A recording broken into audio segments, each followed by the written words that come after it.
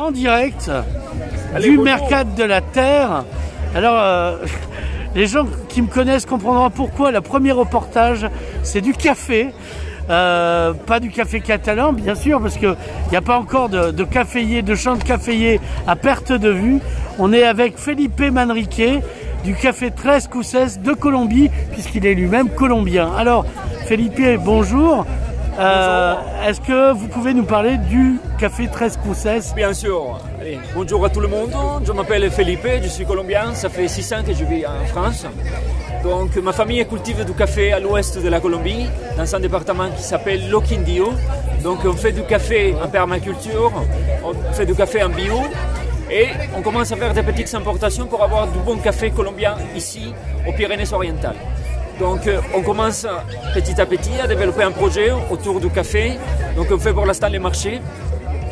Et les gens, disons qu'ils sont très contents de retrouver ce genre de produits plutôt atypiques sur les marchés, surtout quand c'est directement des producteurs. Nous sommes sur un produit qui n'est pas local, bien évidemment, qui vient de Colombie, donc quand même c'est un gros voyage pour arriver ici. Oui, à pied, ça fait loin, c'est vrai. Ça fait long, bien sûr. Mais on travaille de façon, disons, avec un respect de la terre, avec une conscience écologique, et c'est ça qu'on essaie de transmettre à travers d'une tasse de café. Alors, c'est essentiellement de l'arabica, il n'y a pas de robusta? C'est 100% arabica. Caturra, c'est la variété, et c'est du café d'altitude. Alors, il y en a 3, là, je vois combien? Pour l'instant, on fait déguster de café, donc ouais. Nous avons le café gourmand et le café fruité. Est-ce qu'on peut faire une dégustation en direct? Bien sûr. Et que vous nous donnez un peu comme les arômes du vin? Tout à fait. Vous faites sommelier de café. Et allez, le sommelier de café, c'est le bariste. Voilà. Donc, bon, aujourd'hui, on fait déguster le café avec la machine, ouais. Expresso, mais on cherche avec ces cafés développer les méthodes douces, où on cherche privilégier la puissance aromatique du café, toute la richesse du café. Donc c'est des cafés qui sont très peu torréfiés, des torréfactions moyennes, ouais. Pour pouvoir profiter de toute la richesse aromatique qui reste dans le grain de café. Donc en attendant, je fais un expresso. Ouais. Je vous montre ces petites merveilles.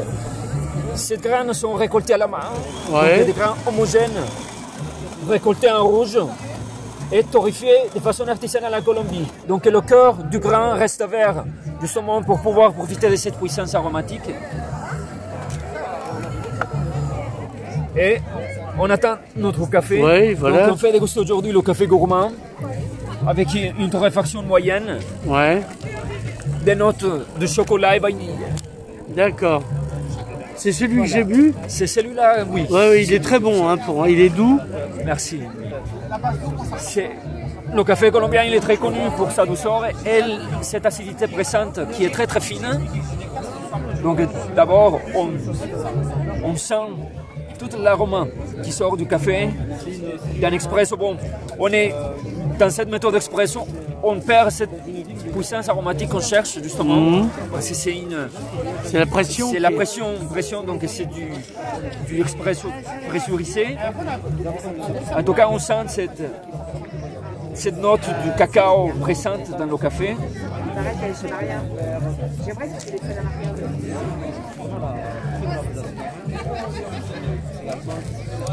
Et bon, peut-être que ce n'est pas objectif de ma part de le dire, mais c'est tout ce que je cherche dans un bon café.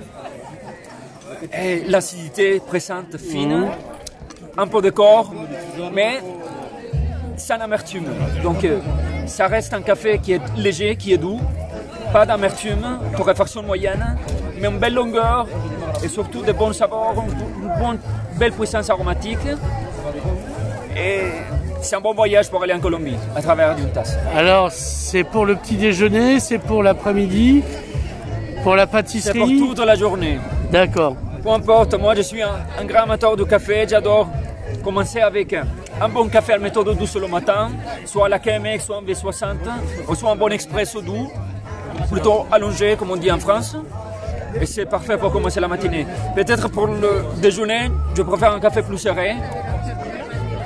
Après ça dépend du goût, de ce qu'on cherche. D'accord, alors est-ce qu'il y a une adresse mail, un numéro de téléphone, etc. Bien sûr. En France, nous sommes une association qui s'appelle Colombia Cultura y Café. Donc vous nous trouvez sur les réseaux sociaux, sur Facebook, sur Instagram, sur YouTube, comme Colombia Cultura y Café.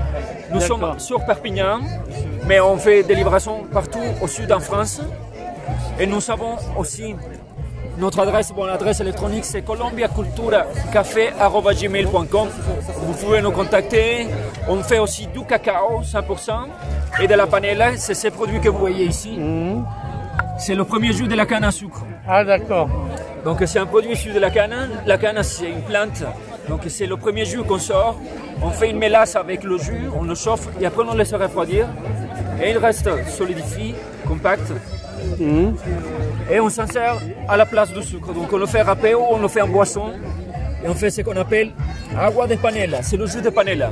D'accord. C'est un produit merveilleux qui a plein de propriétés, qui a plein de minéraux et qui accompagne très bien aussi la pâtisserie. On peut s'en servir du sucre râpé de ce produit pour faire les pâtisseries. C'est une merveille.